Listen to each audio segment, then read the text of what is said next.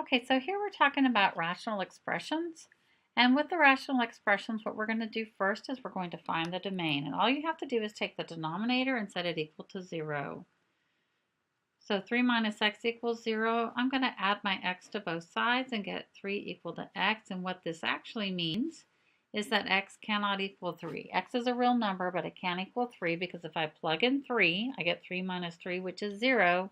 And 0 dividing by 0 is undefined. So that's all you got to do. All right, now I'm going to simplify this rational expression. Remember, rational expressions are just fractions. So here I can factor out a 4 on the top and get 4 times x minus 7. And on the bottom, I can factor out a 5 and get x minus 7. My x minus 7s are going to cancel, and that'll leave me with 4 over 5. Now in my next problem, I'm multiplying. And basically what I'm going to have to do is factor each part. So at the top, if I can factor out a 3 and get x minus 1 over my x times 7x squared over 5 times x minus 1. So now I'm going to see what can cancel. My x minus 1s can cancel. I can cancel this x, that's an exponent of 1. When I cross the line, it'll change the sign, and 2 minus 1 will get me 1. So now I have 3 times 7x on the top over 5 on the bottom, which will get me 21x over 5. All right, my next problem is a division problem, but we don't divide fractions, we multiply by reciprocals. So that means that I am going to leave the first rational expression alone, but I'm going to flip the reciprocal of the second one. And when I rewrote that, I wrote it incorrectly. So this should be 60 over 12x minus 108. So sorry about that. All right, this is why we give partial credit on tests, because even we make mistakes.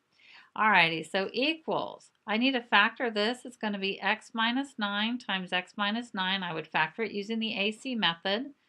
Over 5 times x minus 9 equals 60 over 12 times x minus 9. So you can cross out up and down and diagonal, just not next to each other on the same level.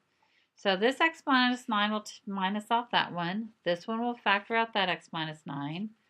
5 will go into 60 12 times, and 12 goes into 12 once.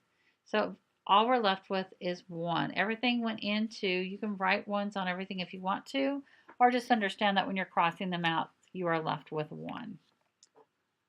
All right, so then that leaves us to adding our rational expressions. So if we're adding with a like denominator, all we're doing is adding the tops because our denominator is already common. So in this case, our common denominator is 14x, and I'm going to add my 4 plus 9 will get me 13. And that's all you got to do. Now in this case, we are looking to find the LCD, the lowest common denominator. And basically here we're going to have t times t minus 8. Remember, he's a little grouping that's stuck together, and this is a single one, so you have to use both. Over here, we're going to figure out our number, and then we're going to figure out our x and y exponents. So with 62, our number is going to be the number that they both go into. So 8 and 20 both have factors in common, but we're looking for the lowest common denominator, which is actually going to be a multiple of the both. So if I start with 20, 8 does not completely go into 20. So if I go to the next multiple of 20, which is 40, 8 does divide into 40. So my LCD is going to be 40. And then I'll use my highest exponent of x's because I got to include everybody. And then my y will be included also. So that would be my LCD for that one there. All right, now what if we add or subtract with common denominators without common denominators? So here I'm going to have to find my LCD first. So my LCD here, I'm going to look at my two numbers. I have a 4 and a 5. Well, 4 times 5 is going to get me 20.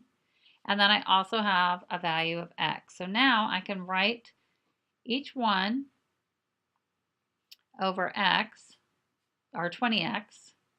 And basically, what I'm looking to do is what did I multiply the bottom by to get from 4x to 5x, or to 20x, and I multiplied it by 5. So I have to multiply my top also by 5. And over here, I multiplied 5 times 4 to get to my 20x. So whatever you do to the bottom, you have to do to the top. So this is going to get me 45x, or so 45 minus 8 over 20x, because I'm just multiplying my two tops. And that'll get me 38, no, 37. 37 over 20x. All right, now when I come over here, my LCD is going to be r times r minus 7. It kind of worked like our t and t minus 8, plus r times r minus 7. So what did I multiply r by? Well, if I cover up the r part, I'm getting r minus 7. So I'll have 6 times r minus 7. And over here, I'll have 8, and I already have my r minus 7, so I'm multiplying by r to get to the entire denominator. All right, so here we're going to have 6r minus 42 plus 8r all over r times r minus 7. So that'll get me 14r minus 42 all over r times r minus 7.